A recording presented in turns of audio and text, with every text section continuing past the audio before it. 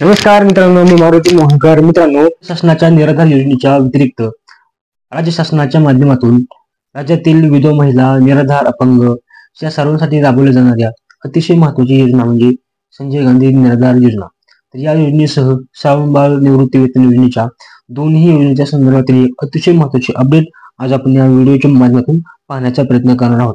मित्रांनो, आपण जर का आपल्या चॅनलवरती नवीन असाल, चॅनलला सबस्क्राईब करून बेल आयकॉन बटन दाबायला विसरू नका, जेणेकरून आपल्याला अशाच प्रकारच्या नवीन व्हिडिओची नोटिफिकेशन ही आपल्यापर्यंत येत राहील.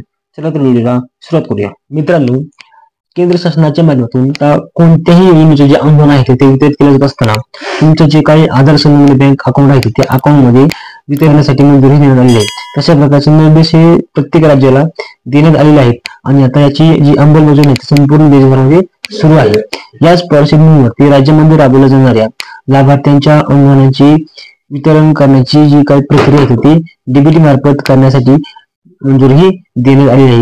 ज्यामध्ये आपण पाहिलं तर राज्यामध्ये राबवल्या जाणाऱ्या निराधार योजनेच्या अनुदानाचे अनुदान हे जानेवारी 2025 पर्यंत पूर्वी जसं अनुदान तसं अनुदान आहे आणि त्यानंतर मात्र अनुदानाचं जे वितरण आहे फक्त आणि फक्त डीबीटीच्या माध्यमातून वितरित करण्यासाठी मंजुरी देण्यात आलेली आहे.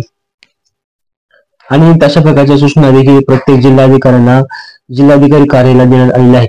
मित्रांनो, आपण जर पाहिलं तर लाभार्थ्यांचे जे काही आधार संलग्न खाते आहेत त्याची केवायसी करण्याची प्रक्रिया सध्या पार पाडली जात आहे. यामध्ये ज्या लाभार्थ्यांची दिनांक 19/12/2024 पर्यंत ऑनबोर्ड झालेली संजय गांधी निराधार अनुदान योजनेची लाभार्थी संख्या किती आहे तर 12,36,425.